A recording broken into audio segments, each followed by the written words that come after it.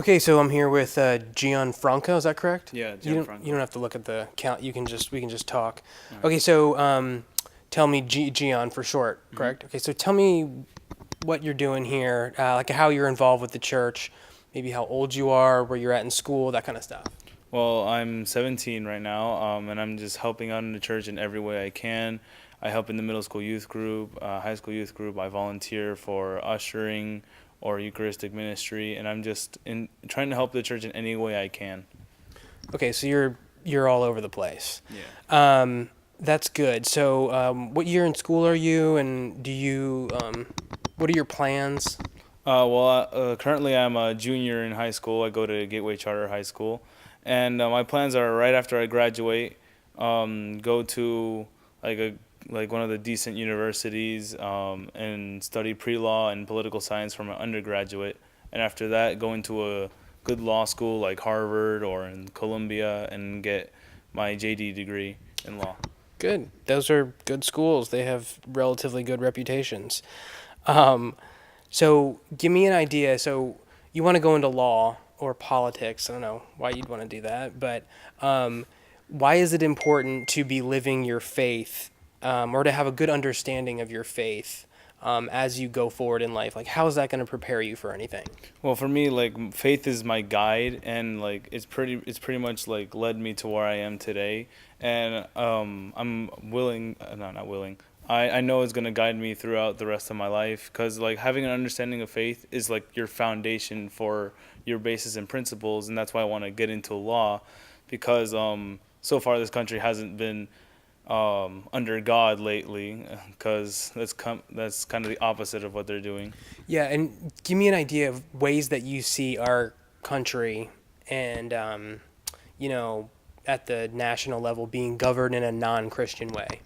Well, like, and let's say like the country itself is like dividing people into like their own little sections, like that race, or this religion, that religion, and just causing like little skirmishes between them with little problems. And in addition to that, you have to consider like this country, in the last 8 years has been wanting to approve and like stuff like abortion and try to get rid of "In God We Trust" and money, and legalize gay marriage and all that. And it's just like not following principles from the Bible, in which like this country was constructed under God, so to say. Yeah, even though we're supposed to be separating church and state, but I get what you're saying. So you just think that we're headed in the wrong direction when it comes to, social policy, and that's understandable. So why the interest in politics and law, though? Does that have anything to do with what? Well, yeah, because so far as how the country's headed, it was similar to the way how Cuba was back in the day. They just Cuba, after the triumph of the revolution, they cared more about materialism and communism, and that's just the complete opposite of what the church and the Bible asks for. It's more, and then after that, like the Cuban government got rid of all their freedoms. They didn't allow them to practice their faith. They didn't allow them to speak freely. Everything just went into turmoil for them and chaos. And then not until the Pope visited like 50 years later, then they were allowed. But I have family who wants to practice religion. If you want to practice your religion and you say you're affiliated with any religion, you're denied education. You're denied college education. You're denied. In Cuba? Yeah, That's crazy. yeah. My aunt actually kept going with her faith, but she was denied any education. So this is not hearsay. This is No. people in your life that experience this stuff. Yeah. That's pretty horrible. So like why do you think that is? Why do you think they have that policy, and how does that make you feel? The only reason they have that any policy at all in Cuba is just to benefit their government more so than the people, because the people are practically prisoners and slaves of their own government, and like it's just horrible over there. People are dying, people are hungry, and then people are not just hungry for food, but hungry for their freedoms that we sometimes take for granted here. All But the then, time, take for granted. yeah. but now our government is slowly eating away at our freedoms as well. Like I want to go to school with my rosary around my neck, or if I want to talk about God or openly about that, that's a big no in school and education nowadays. So really, so you're not allowed to wear a rosary, not, and you're not allowed to talk about God. Like, what happens if you do that? Like Get if you sent if to the principal's office or something? Yeah, if you wear it openly now or something, they would yell at you, or they would tell you to tuck it in your shirt or anything. But however, with other religions, they were allowed to express it freely with no problems. So if you're in public school right now, like you can't wear like a cross or a crucifix around your neck. They tell you to take it off or tuck it in your shirt. Yes. That's crazy. I don't like that. Yeah. Neither So do wow. And that's not, I mean, this is Fort Myers, Florida. We're here in the United States. Like you're not allowed to express religious affiliation, even something as broad as Christianity in a school. That's pretty horrible. Yeah. So let's see, other questions for you.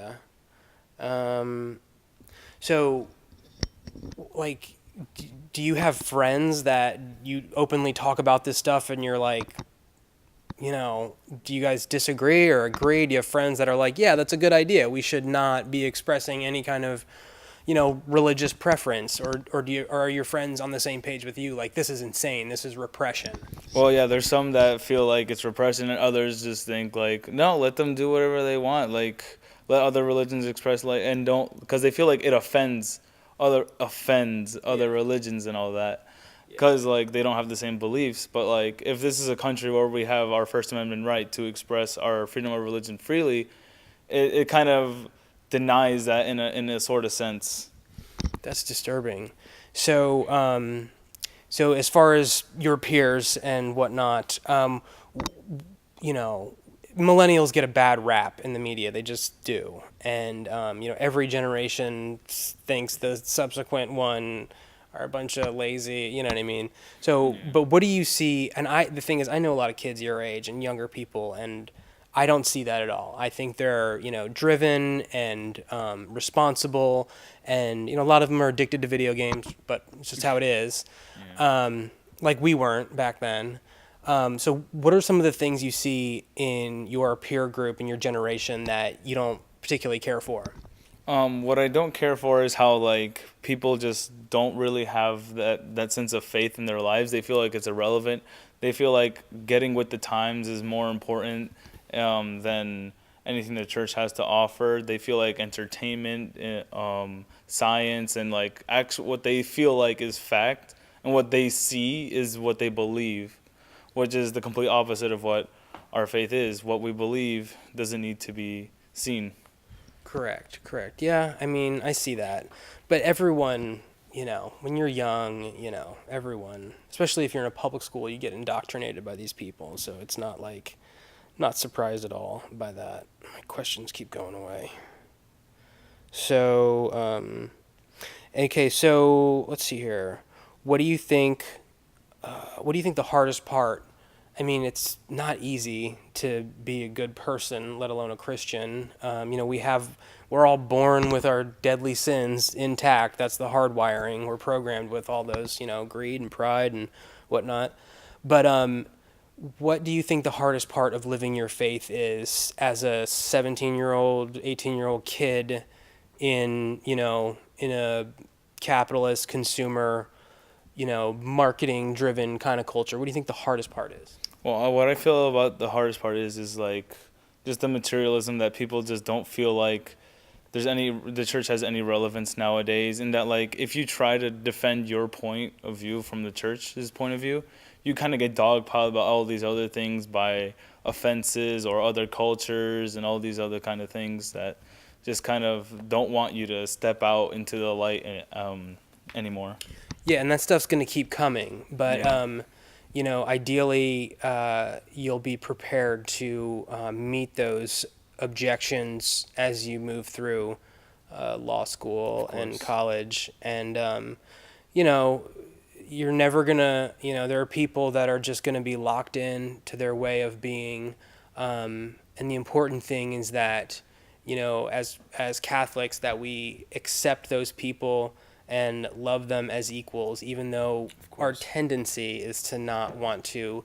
We all have in our DNA uh, the predisposition to separate ourselves from another. But a lot of times people who that don't have faith or atheists are just people that uh, haven't lost control of their own will. So it's like a lot of times people think if I'm controlling my life, like I don't need God, and it's like we all get to the point where eventually we need you know divine intervention to help us deal with life. So, am I not asking you anything I should be asking you? Is that good? I mean, you said a lot. We've said a lot. Yeah. Well, that's why I want to go into law because so far, the people that have been elected into office, they aren't completely serving what the people want nowadays. Like Yeah. Congress hasn't been getting anything done for a while now, and I just pretty like what I felt is my purpose in life is what God gave me the ability to help others no matter what, and that's what I want to do. I want to help the American people. I want to help this country get on the right track because we were suffering a lot lately, and hopefully Yeah. things get better. Yeah, I think the recent, election, I don't think it was like, I think people just know that whatever we have right now is broken and that something's got to change. So ideally, you'll be one of those people making that change over the next, you're gonna be in school for the next like 7 years though, if you're going to law school. So Yeah. probably 8 years because you're not even a senior yet, right? Yeah, Jeez. 8 years total. But it's the right decision. Education is important to get while you're young. So anyway, all right. Well, thanks for talking to me, and good luck, and we'll be seeing you around. All right, thank you. All right.